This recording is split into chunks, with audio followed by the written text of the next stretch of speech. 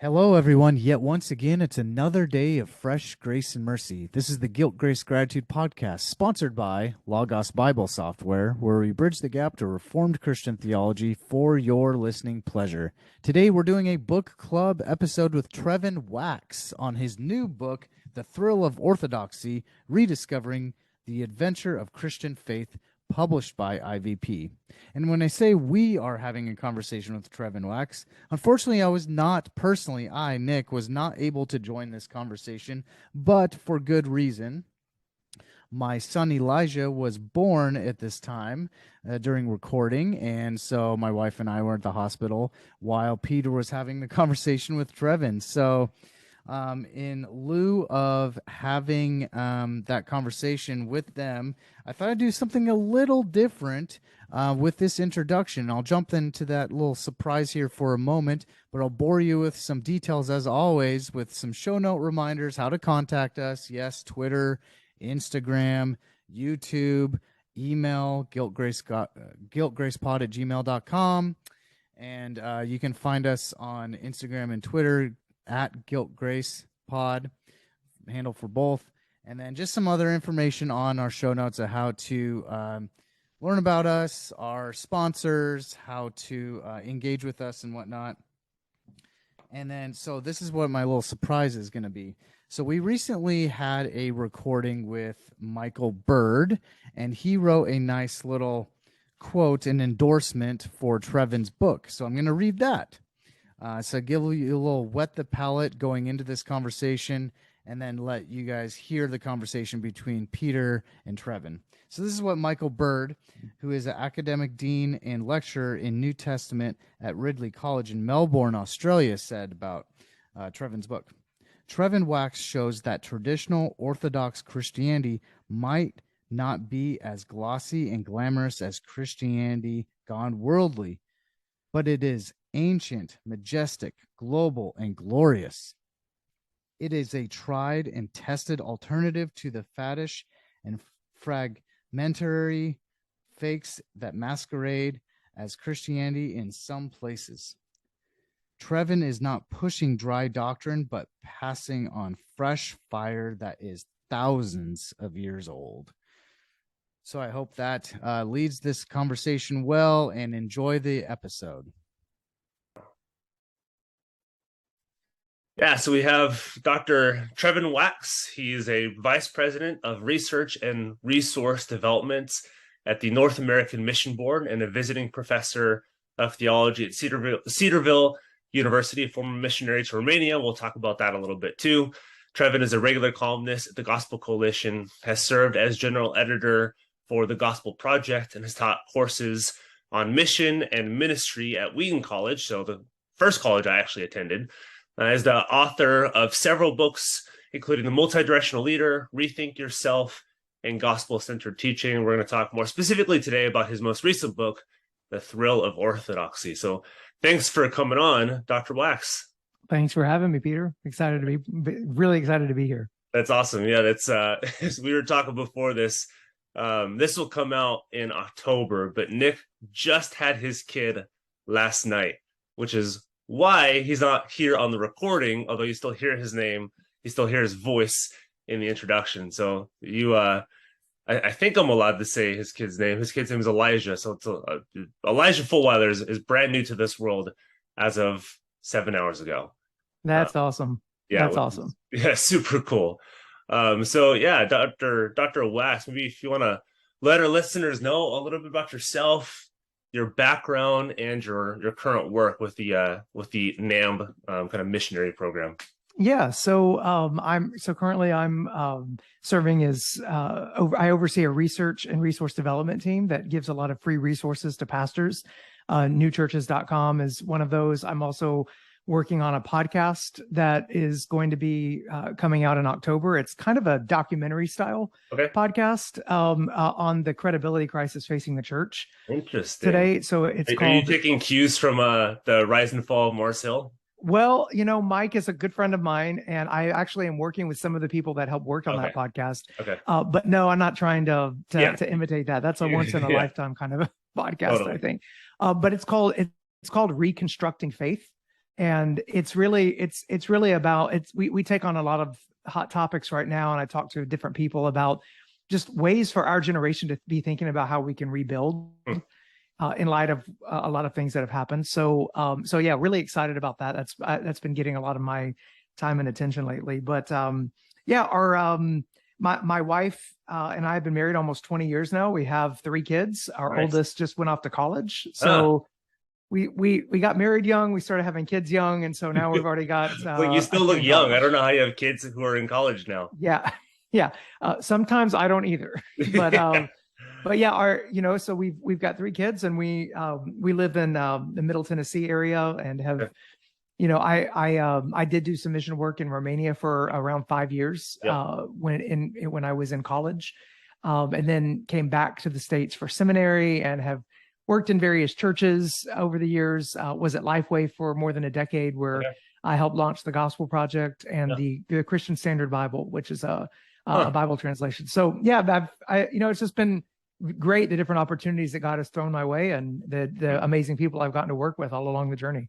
Yeah. The new podcast series you have coming out sounds a little bit like the stuff you're doing in this book too. And we'll dive into this a little bit, which brings me to kind of our first real question. So first off, what's the background to the thrill of Orthodoxy, to writing this book, and how did the idea in this book finally come together?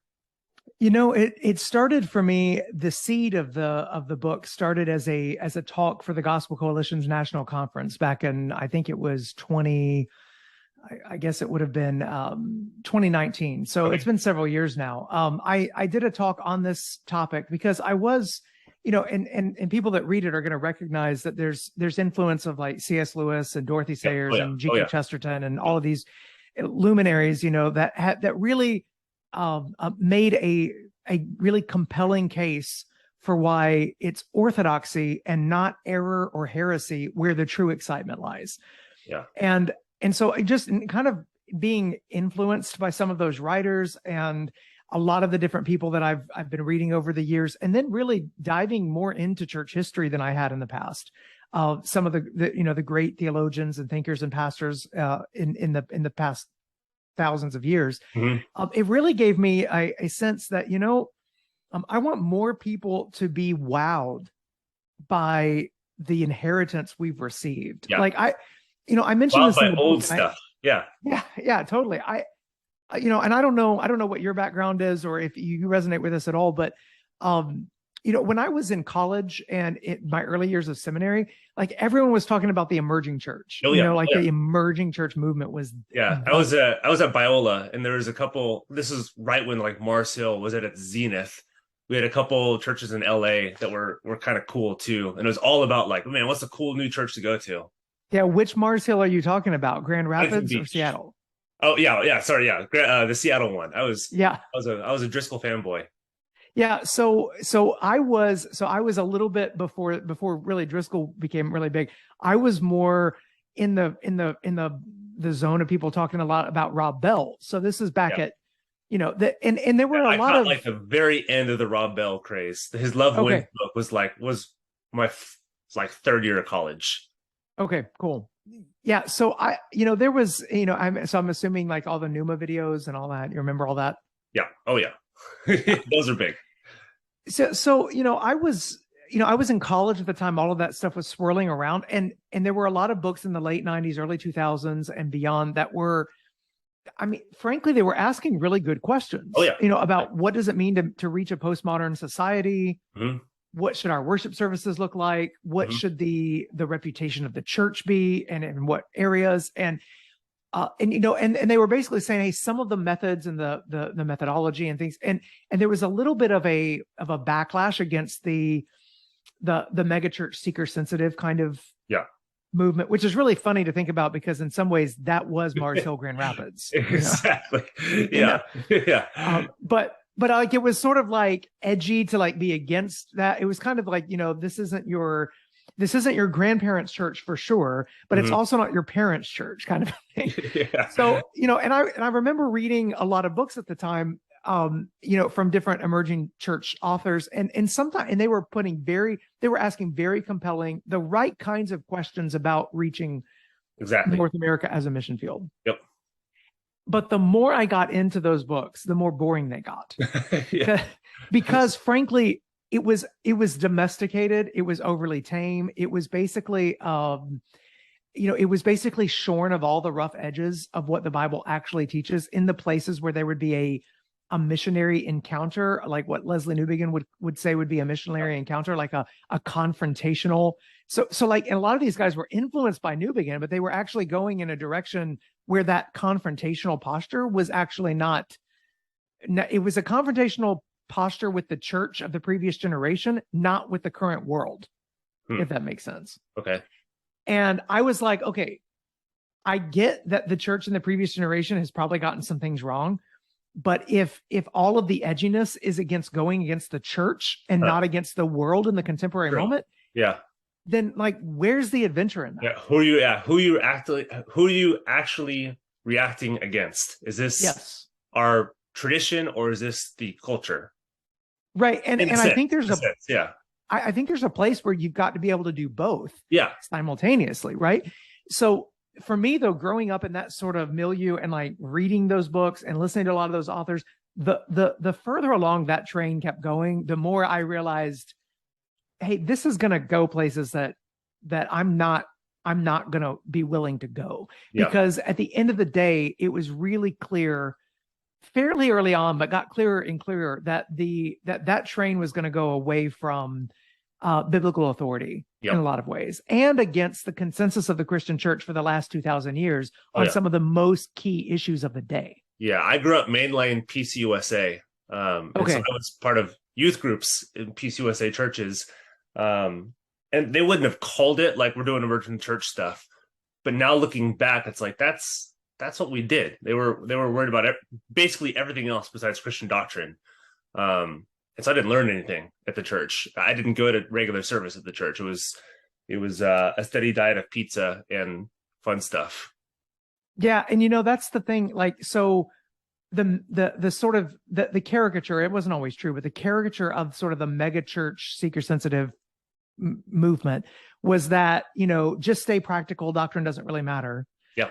Well, then the emerging church comes along and really they downplay doctrine too. It's just more of the aesthetic of it and the sort of, we're all wrestling together and we're all questioning and we don't need to find answers. We need to ask better questions and all of that kind of like that sort of ambiguity and fuzziness. Like that was the attraction. Well, then comes along like and a lot of people, I think, sort of either they went the whole route of emerging and became sort of run of the mill mainline progressive, Christians in that sense, or they went sort of the young, restless Reformed, right? Yeah. Because that's what happens next. Like that's the next. Suddenly, that was my story. Yeah. Suddenly, there's like this hunger for truth and doctrine, and like really getting into the scriptures, and that sort of that confrontational aspect again with the church that they grew up, the church of the previous generation, because they weren't doctrinal enough, and then also with the world. So it was like there was a lot of adventure there. The challenge for me, though, with the sort of young, restless Reformed is that those of us who were never, the TRs, the truly Reformed, like those of us who never were completely Calvinistic in all the areas of soteriology or things like that, like there was a sense in which like Reformed Orthodoxy became Orthodoxy. And that was just never like, for me, I was intrigued by that sort of movement. I was involved in that sort of movement I have a lot of friends who would certainly be in that category. Mm-hmm. But for me, the real excitement was like the more of the Thomas Oden classic Christianity, like what is like the essentials, the basis for unity, like the message that the church has had from the very beginning, like way before even Calvin and whatnot. Like, and so I got sucked back into Augustine and Irenaeus and Athanasius and the Christological controversies. Yeah. And I was like, man, this is like the ancient church pedigree is brilliant and fascinating. Yeah. And for me, I was like I've got on the back shelf here, I don't know if you can see it, but like the ancient commentary. I was looking through it. Yeah. These ancient Christian commentaries and ancient Christian texts. And I'm, and I mean, and I'm a reformational Christian. So like I am totally and thoroughly convinced of my Protestantism. Oh yeah. And yet, like, I look at this and I'm like, this is my heritage too. Yeah. Yeah. Like That's what before Calvin was reading. That's who Luther. It's like that was the it's when you're reforming, is you have to, like, I think you talk about this in your book. You're forming back to something. It's not just like a brand new whatever. It's we haven't read those church fathers, but the reformers are reading them, and they're like, let's get back to this stuff. Let's figure out our tradition. Totally. And I mean, there's places where, you know, the church fathers are wrong in some areas, or they're fuzzy on certain areas, or they're not as developed in their views of justification and things like that. So I get all of that, but I look back at the whole, basically what I came to realize within the past, 10 years or so was we have all of this treasure. Like this is, and this, for me, the emerging church movement, when it came to questions about orthodoxy, and all of the questions about, I want to explore my faith and things like that. It was basically like, at the end of the day, you got out of the pool of orthodoxy. And for me, it was like, no, man, the excitement, the adventure is in going into the deep part of the pool. Yeah. Like that's where the adventure is. Like so orthodoxy, like a lot of the stuff that was swirling around like 20 years ago or so was really, in my mind, it was like having like the perfectly suited air conditioned house rather than being outside in a world of wonder where you don't control the weather. Exactly. Yep. Yeah. Yeah. And like, I'll tell you, the air conditioned house is nice. Yeah. And a lot of people think that that's great, but give me the weather, because that's where the adventure is. That's the thrill. Like you are not in control, and you are trying to actually respond to something real and enduring that you have to adjust to. Yeah. And so that brings me to my next question. We talked about this before recording, and you helped edit for B&H Academic in a book that was published in the early 1900s, Orthodoxy, by G.K. Chesterton. And it was earlier this year, I think, too. Is it a coincidence that these share the word orthodoxy, or was that intentional? And so what do you mean by orthodoxy, and how are you using that through this book?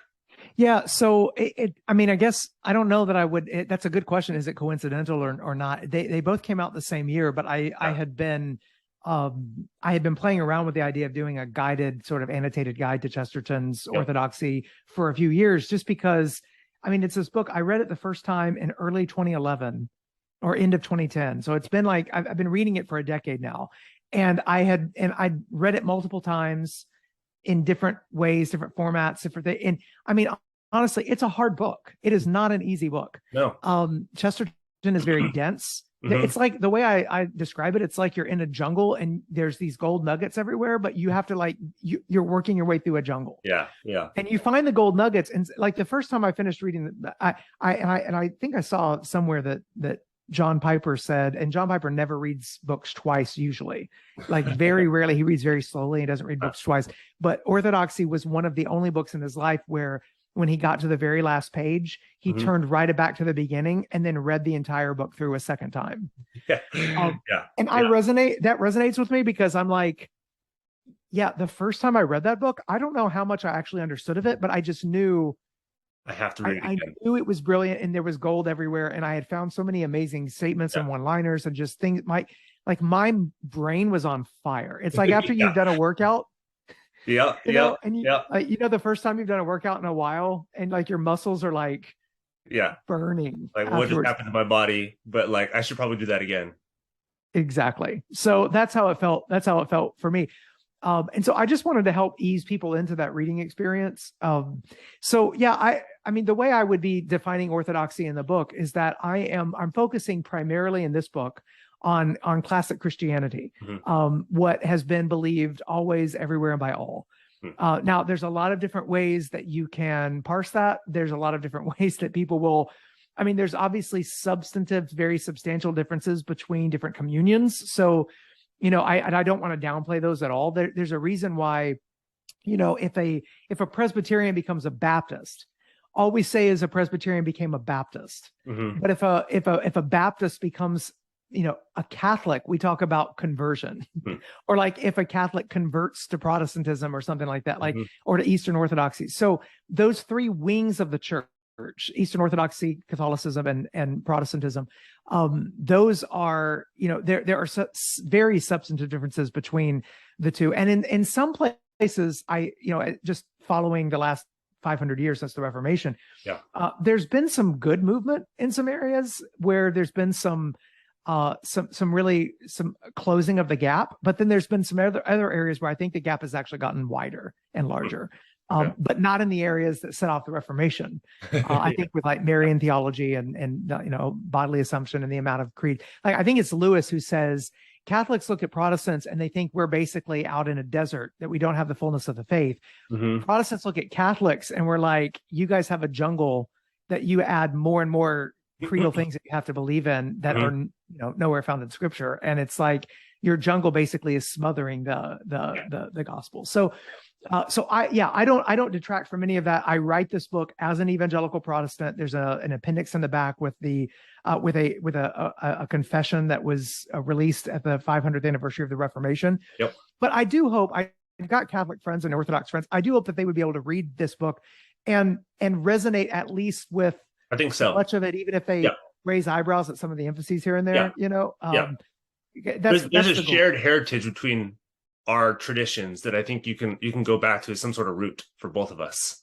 Yeah, especially when you're talking about Nicaea. Yeah. And, some of the ecumenical councils. And I mean, there's just, that's our history and heritage too. And I want Protestants to love that. Mm-hmm. Like, to realize that there is depth and insight, and that some of these arguments that seem to hang on a vowel are really actually important arguments for, at the end of the day, Christian theology is the answer to Jesus's question, who do you say that I am? Mm-hmm. And we better have that answer right. Mm-hmm. The church has been answering that question for 2,000 years. And that our answer to that question, it mattered for the disciples in the first century when Jesus asked it, and it matters for us in the 21st century now. Yeah. And so I think that's a good bridge to this, because you make the case throughout the book that this is something that we've lost. We've lost the thrill of orthodoxy, the thrill of our Christian heritage or Christian tradition, these core doctrines. In many circles, the kind of broader evangelical church, and you talk about this more so than I think just broader culture in general. But and what if we've lost this in a certain sense? What have we? Because we haven't just lost it. We've traded it for something. We've traded it for thrill of something else. But why should we? What have we traded it for? And why should we go back to these roots that are thrilling? Because I think people are like, orthodoxy thrilling? Are you sure? Because that's not what I think about when I think about thrilling. Yeah, I think that's the job that the task of pastors and church leaders in our day is to demonstrate the eternal relevance and the excitement of what it is we confess about God and what He's like. So the reason that orthodoxy and thrilling don't often go together is because I'm not sure that I just don't think we've done a really good job of showing why they go together by demonstrating that. But not that orthodoxy isn't thrilling. We've done a really good job of making it not thrilling. Well, or just assuming it's not thrilling and then trying to sort of adorn Christianity with thrills we find elsewhere. I see. Okay. So, and like I think you put it well when you said, you said it well when you said that we traded it for something. I think it differs from person to person, from church to church, but I think one of the big trade-offs that we've made is that we have bought into the assumptions of a consumeristic, whatever works kind of pragmatic culture. And when you do that, your emphasis is only going to be on what seems immediately practical for like right now. Give me a to-do list. Like, how does Christianity, like, just tell me how I'm supposed to live. Yeah. That's all that matters, and then suddenly if that's your orientation, well, then doctrine and theology just doesn't really it doesn't really fit. It doesn't really matter. Like those 4 people you talk about at the beginning of the book, those like 4 tracks of narratives that you follow. Yeah. And that's one of them. I think another one is that we can start to get more excited about Christianity's impact in the world than the actual core beliefs of Christianity at the beginning. And like, And I think that's really important, because it's easy to look at the effects of the gospel and think, this is amazing. Look at the impact that we're having in our community. Look at what we can do. We're helping the poor, or we're standing up for the oppressed, or we're doing this which or are that. great things themselves. Totally. And they flow from the gospel. Yeah. Right. But it's easy at times to get so focused on like the impact of the gospel that the what that drives that gets lost. Like the what is it that drives that gets lost from generation to generation. And then basically Christianity just becomes it's just a service agency. How do we make the world a better place? Yeah. Which I'm like, that's great, but like, I mean, that's the Peace Corps. Like there's that's not the church. Is that any different than what we see? If we see the stuff that's happening in the community, are you really doing anything different than some other philanthropic agency can do themselves? Yeah, absolutely right. And I think the question is, what's distinctive? And unless you get to the question of the core confession of the Christian faith, then you're not really in distinctive territory. Yeah. Muslims have almsgiving as one of the 5 pillars, right? Yeah. So why get up Sunday morning, get dressed, go in your car, go to the church service if you're going to get the same thing you can get on Oprah that night? That's right. So I think there's different trade-offs that get made. I think another thing talking about the emerging churches, I think that there's been sort of this trade-off or this idea anyway, I think it's a false idea, that what's really edgy and innovative and really interesting and exciting is to sort of push against the boundaries of orthodoxy. Like, let's open up questions that have been settled for a long time, or let's rethink this. But you just cannot rethink, revise, readapt, readjust, the Christian faith forever and it still be the Christian faith, right? Like you can't. And so there's a lot of, I think in some churches, it seems really cool and edgy and exciting to like unsettle things that have been settled. And I look at that and I think that is actually false. That is not what it is. Yeah. That's not where the edginess is. That wears off really quickly. That's like a jolt you get, but it then it basically burns the light bulb. Yeah. I won't name the podcast of the people I've listened to that talk, because it was more like this drive, and this is just a tiny little example amongst many others, but like apophatic theology. It's all the things we can't say about God, and that's the really exciting stuff, because if we can't say it about God, this opens up a vista of opportunities of which you're missing the point of what apophatic theology is in the first place. It's there are negative things that you can still like not say about God that actually tell you things about God, but there's this thing where if we can open up our minds to these things and ask these questions, that's the thrilling part, is not who God is, but we can think about other ways of thinking about God. That's the fun stuff. What's funny about that though is that apophatic theology is like really old. It's not like that's a brand new thing. Just discovered. It's always been one of the areas of Christian theology. They went to the Desert Fathers and they were like, oh yeah, there were apophatic theologians. Like, I don't think you're using it the way that they were using it.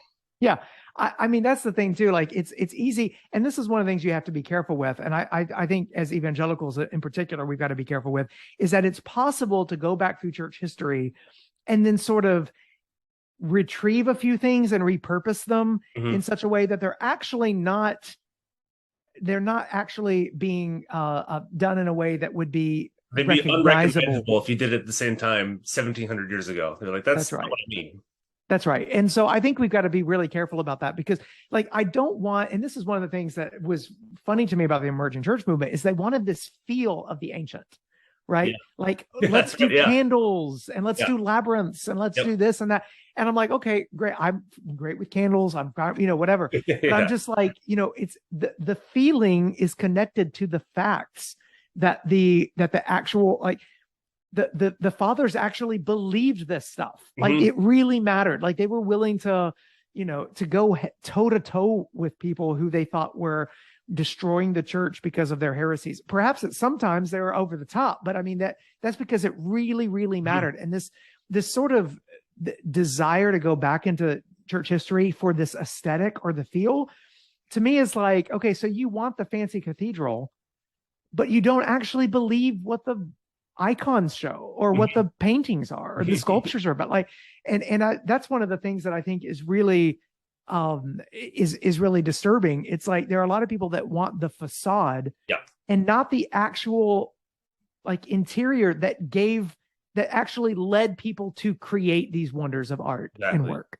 Yeah, there's, again, this is what my wife and I we were talking about this last night. It's there's a desire to be either to be rooted in something, or like a narrative that includes yourself in this narrative, because you're like you kind of lose your moorings, you lose who you are, but you also, like, and this kind of goes into my next one, you also have this desire to kind of express yourself.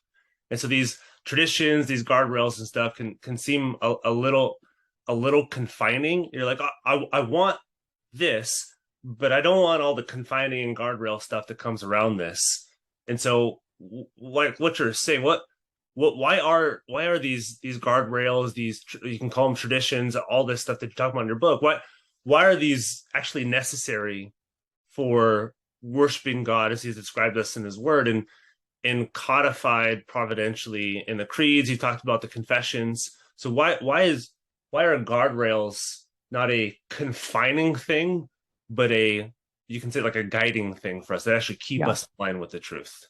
Yeah, this brings to mind, I don't know if it's an Orthodoxy or an Everlasting Man, I can't remember which book, but this brings back to mind an illustration that Chesterton uses about, this beautiful playground area, park area, where these kids get to play, and there's these walls of a fence that are all around the kids, and the kids are just joyful playing, having so much fun, and it's actually, it's close to a cliff. And so, but the boundaries basically keep everyone safe to where they can explore the area they've been given and can just, just really run wild and run free. And someone comes in and says, "Oh, we don't need walls. Why these artificial boundaries? These things, tear those down, give the kids more freedom." And so they tear down the fence, and the cliffs are right around them, and all the kids are huddled up in the middle of the playground, and they're too afraid to really play and run wild. And so they actually they're less free, even though the boundaries are gone. And I think that's a really powerful illustration, because it helps it. And I think we as Americans chafe against that sort of idea, because we like to have this like, no boundaries, no confines, no, like, I want to be free from that. And it's like, well, you can free a fish from water, but it's not gonna live very long.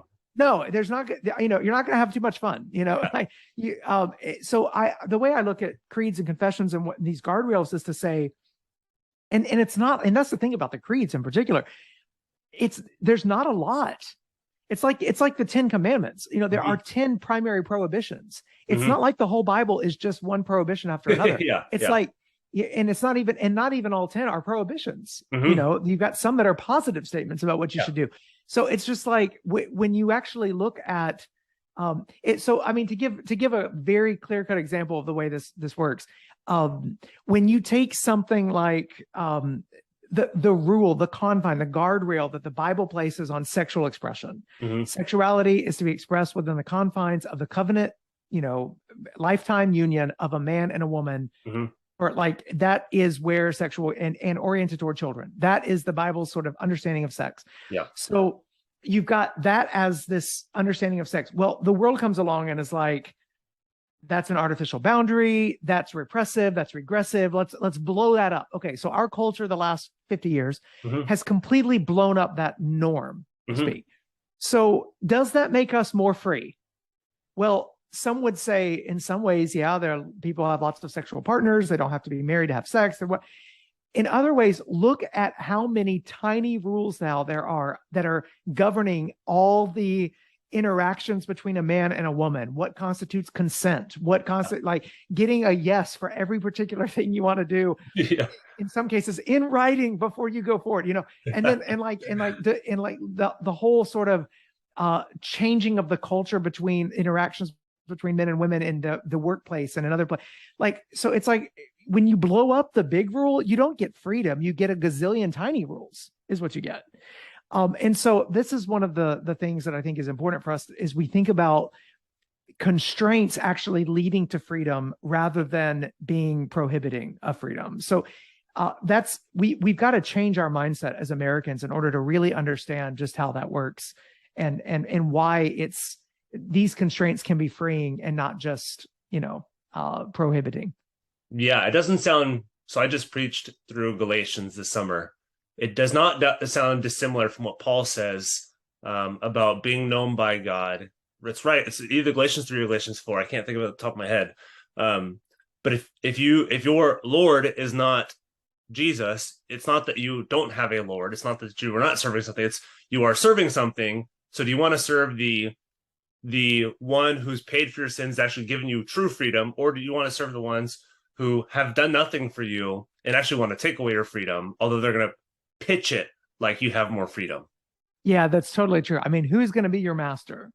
Because you're going to have a master. Even people that say, I am the master of my destiny, my own, you're really not. No. You're really not. You're not in control. And the things you think that you're in control of or pursuing are actually pursuing you. Exactly. They're the idols that are coming after you. So you think that you're in the car and you're driving and they're along for the ride. And when in reality, they start driving the car. Yeah. So yeah, I mean, totally. The question is who, it's like that Bob Dylan song, gotta serve somebody, right? Like there is going to be a master of your life. Which master do you want it to be? And the good thing is Jesus says, his yoke is easy and his burden is light. Yep. And he invites the weary and heavy laden to come. Yeah. Which is why these guardrails, the creeds, confessions, I think they may seem to our culture that wants freedom to be repressive and say or even I think some Christians who are not used to tradition and not used to where does our faith come from, they think why can't I worship God the way that I feel like I want to worship God? It's because you're like things are gonna be imposed on it, you're gonna add some stuff to the faith that's not actually from the faith. Why not have the faith come to you and say this is how I want you to worship me? Because that's how you experience freedom. That's how I've designed this world for you to experience freedom through. Yeah, it's actually discovery. Like you're actually discovering something real and reacting to it rather than sort of inventing your own thing. Yep.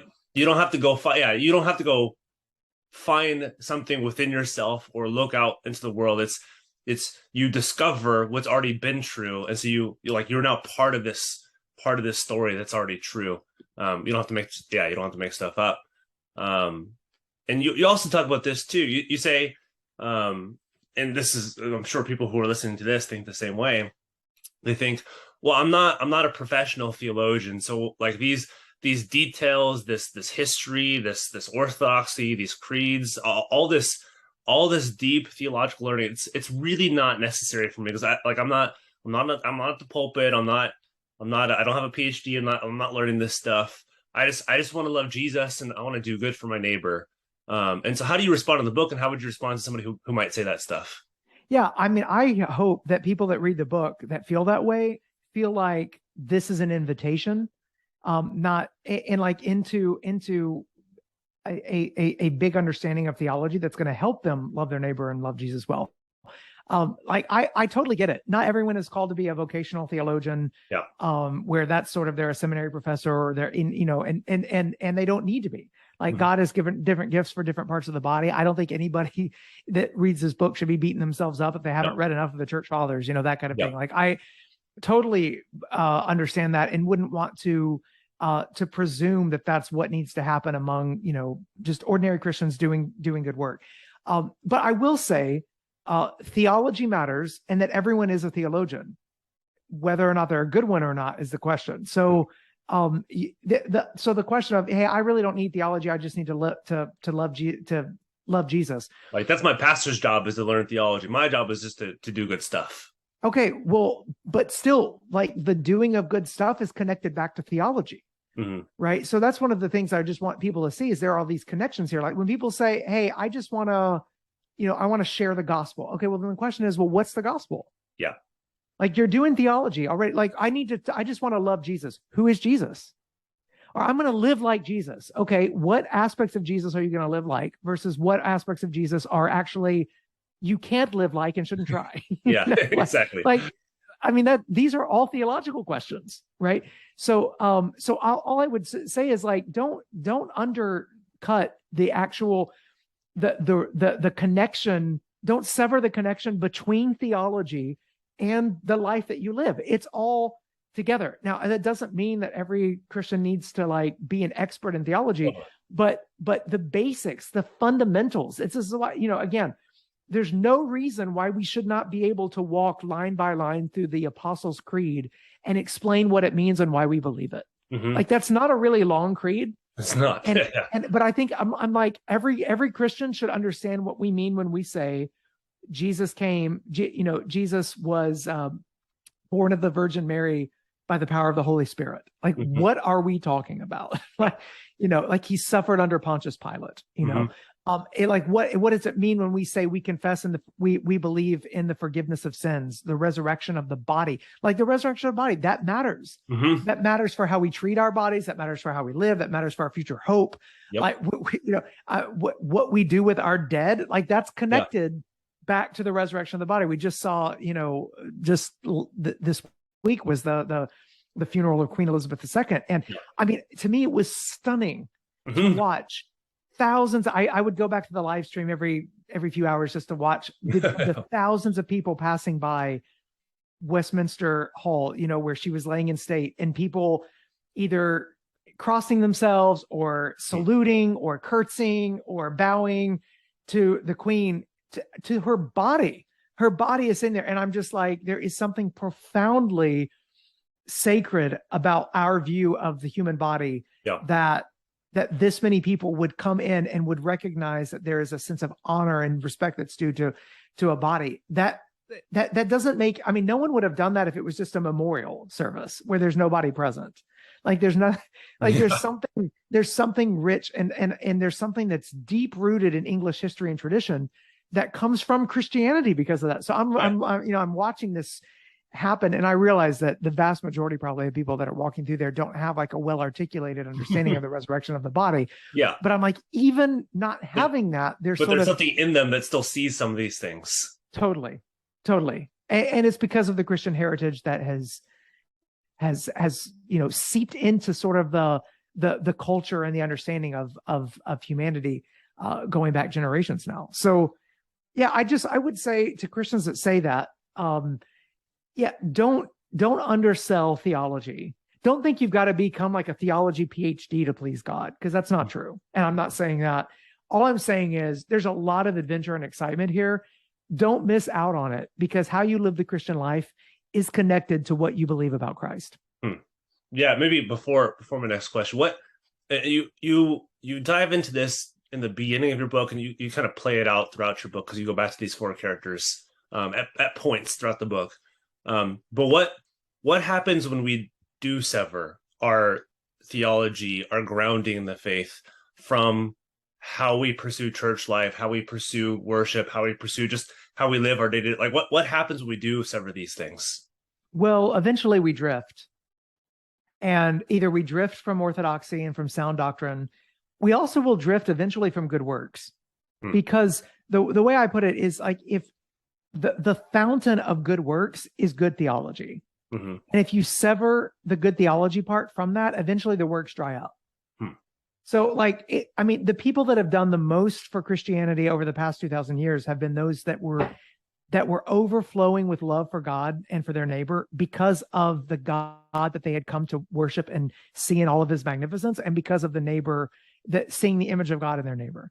And so I would say, like, if you sever theology from the Christian life, eventually your Christian life is going to go astray. Those good works will dry up, and you're going to drift from sound theology. And so you're going to drift away from orthodoxy unless you stay moored to the scriptures and to the creeds that best summarize what the scriptures teach about who Jesus is and why it matters.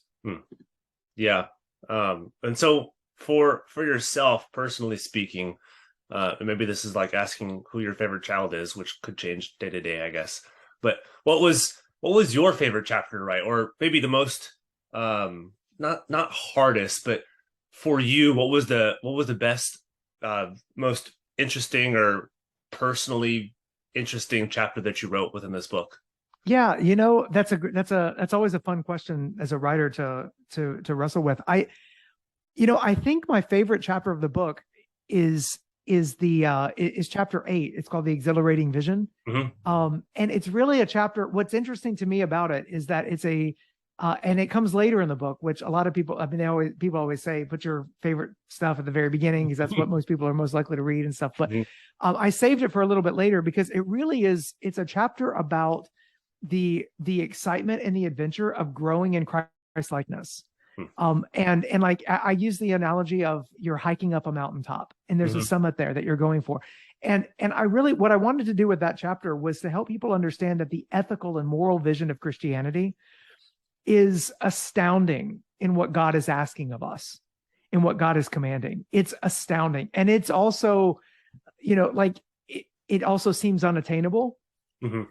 And that's where the excitement of it is, that God is calling us to be perfect as our Father is perfect, to be whole, to be Christ-like in a unique way that only each of us individually can be Christ-like, but to grow in that Christ-likeness all of our life.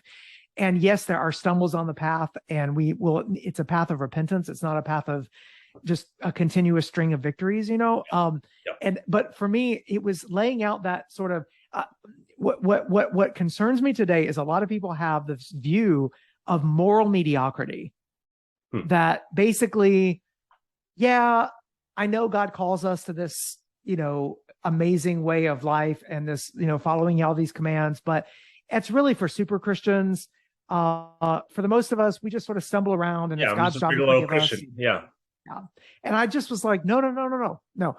This, like, when, like, God is, he's like the Father who's calling you as a toddler to actually walk, and thinks, and because of his Spirit being in you, knows you can do it. And he's cheering you on. And yeah, you're going to stumble and fall, but you're going to be walking. Or it's like the father on the sidelines of the soccer game who's saying, take a shot, son. Like, it's much more adventurous and more exciting for someone who's calling us to this sort of moral majesty and this sort of magnificence of a vision, even if at times we're going to completely fall flat on our faces, than it is for somebody who just winks and nods and doesn't really care, doesn't really expect much of us, doesn't think we can do it. And so I wanted people to actually see the moral vision of Christianity when it comes to sexuality and generosity and seeking first the kingdom and love for enemies and all these things that Jesus lays out, marriage and divorce and all this stuff. I wanted people to see this standard is astounding. And it's also thrilling if you recognize the power of the Spirit, what sanctification actually looks like. And so I wanted to repurpose, sort of to help people get a better glimpse of what sanctification actually is and why it matters, rather than just sort of settle for something not as thrilling and exciting. Yeah. And I was stroking your ego before this, because it's a well-written book, really well, but I could tell just by the writing style towards the end of the book that, like, you hit your stride in chapter 8, chapter 9. It's like, man, it's like you kind of build it, and it's a really good book. It's really well written, well researched, and it's like you said, there's great one-liners in there all over the place, and it's an interesting read to further root yourself in Orthodoxy, and the Christian tradition and who Jesus is. But like, you do hit your stride, and I noticed not a shift in writing, but like more, like you said, like you kind of like show like the reader through your writing, like there is a mountaintop, and like even your writing hits a mountaintop, I think, in chapters 8 and 9. Like I think it is noticeable in that sense. Well, I appreciate that. I mean, in some ways I feel like that's a good sign, because of the beginning part. Like we do a lot more of the deep dive theologically, or the heavy lifting, which is still really good stuff, really good writing. It's still really interesting, but like you do build throughout the book. Yeah. But once we get to that point, I'm just like, okay, at this point, we've looked at all of this. Yeah. Why does it matter for how we live today and moving forward, that kind of thing. Yeah. And so as we conclude this, much like you conclude the end of the book, you talk about the future of Orthodoxy. So in this question, I'm thinking of those who's like, yeah, man, in a sense, I have lost my thrill of Orthodoxy. I have lost the thrill of the rootedness of our faith and the essential doctrines. And so I'm asking the question, I'm hoping some are asking, it's how can I recapture this vision? You talk about Dorothy Sayers in the beginning and towards the end of this book too. And at Westminster, we read a bunch of Dorothy Sayers, and she talks about the drama of dogma, being like the true big drama that we're all part of. Is there hope for me if I'm trying to recapture this? How do I recapture this? And is there hope maybe for us corporately as a church to recapture this as well? Yeah, I think, there's several different things we can do. I think some of the things I would just say is definitely find authors, voices, people that help you see afresh the beauty of the gospel. So pastors, preachers, teachers, writers like Dorothy Sayers, I hope that I will eventually be in that category, because I want to be one that people would say, yeah, I love Jesus more when I read a book from him or things like that. So definitely that. But then also I would just say one of the best and most primary things you can do is to really focus on passing on your faith to the next generation and sharing your faith with others. When you see people come to faith, it lights a fire in you because you get to experience those truths again, like for the first time. It's like when you are singing this hymn or this song, this worship song, it has this one truth in there that you've kind of gotten over familiar with. And then you've got someone next to you that just became a Christian and they're just now sort of that truth is hitting them for the first time. It's like a straight to the heart for yourself too. Like, it's like, oh yes, this is so good, And so I would just tell people, like, one of the best things you can do is like to teach your kids or to share the gospel with a neighbor or with someone else. Like when you see someone else come to faith, that lights a fire in yourself as well. And so, I think that's another way to kind of recapture the thrill. And then the other thing is just to keep going back to the scriptures, like to the things that God has laid out for us, the scriptures, community, the Lord's table. I mean, the Lord's table, I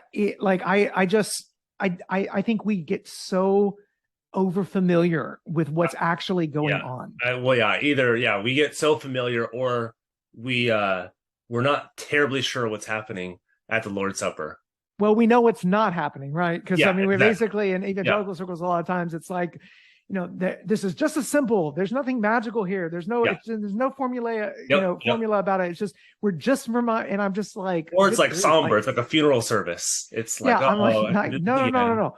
I'm a Baptist in the sort of the Spurgeon vein on this. It's like, no, we are encountering Christ in this supper. Exactly. And it is a marvelous mystery that you don't have to believe in transubstantiation to believe that Jesus is present.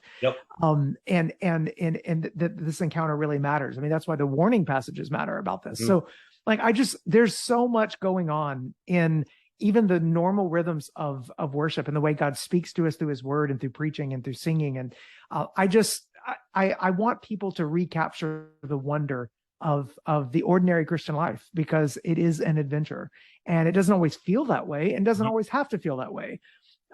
We go through our normal jobs, we clock in and out, we may be having a tough time with family or at home or whatnot, but all of these things really do, they really do, at the end of the day, they're part of the great adventure of the Christian life. And to fight for astonishment is one of the best things a Christian can do. Yeah, there was a book written by one of my professors, Dr. Horton, on I think it's called Ordinary. I've read that book. Yeah, and he talks about crisis. I mean, it's kind of in the same vein as your book. It's when we are like, maybe when we think we know the basics and we're like, oh, that's elementary stuff. I need to move on to the really interesting stuff. And I think it's obviously culture's not helpful for this. It's like, no, you have to like express yourself and get further and further and further. So when we, like you said, we have to adorn the gospel. I learned that already. Let me really get to what's graduate level Christianity? What's doctorate level Christianity? What's post-doctorate level Christian? Like how can I get further and further into this to kind of like hype myself up even more? And we forget about like what Luther said is like, this is like, you don't graduate from the gospel. You don't graduate from the ordinariness of the faith. And I think we've lost that. That's right. Absolutely right. And I don't think we should want to graduate from the ordinariness of the faith. I think we want to capture our wonder at that ordinary faith, because at the end of the day, what looks like an ordinary faith is really still grounded in extraordinary events. Exactly. I mean, we're talking about the resurrection of Jesus from the dead. The world is different because of that. Yeah, I agree. Yeah. And like I was saying, I love the book. I think we'll drop a link in our show notes. We're helping IVP promote this, but it's, I loved reading this. It like you said, reinvigorated my faith, reinvigorated my thrill of Orthodoxy, and I hope and I pray, as I'm sure you do, that it fires up other people to say, like, what are the basics? And I want to get really excited about the basics of the faith. That's where my faith lies, is what Christ has done for me. Sure, it's basic, but that's where do you go from that? That's what our faith is. Absolutely. So yeah, thank you, Trevin, for coming on, for talking about your book, for writing this. I do think, I mean, I guess you can say knock on wood, but I don't believe in luck. I believe in providence. But yeah, I do think this book will help a lot of people reinvigorate to learn their faith over again and say, yeah, like let's go back to the basics. Let's fire our faith not on kind of emotional appeal, although there's an emotional appeal, to be sure. But let's get back to the basics. And I think it'll do it. So thank you, Trevin, for coming on, for talking about your book, for writing it. And we look forward to whatever you got in the future. So maybe where can people find you? Where can people find your work? Where are you at? Where people are like, yeah, I want to know more about Trevin and what he does, as he's helping my faith grow. Yeah, I write a couple of columns a week at the Gospel Coalition. If you just go to trevinwax.com, it'll take you right there. But I'm also on, Twitter at Trevin Wax, Facebook, Trevin Wax, Instagram, just write in different places. It's pretty easy to find me online. So yeah, I would love to connect with people who read the book, and hopefully we'll have their faith reinvigorated as well. Awesome. Yeah. Well, thanks for coming on. It's been a pleasure talking to you. Thanks so much for having me.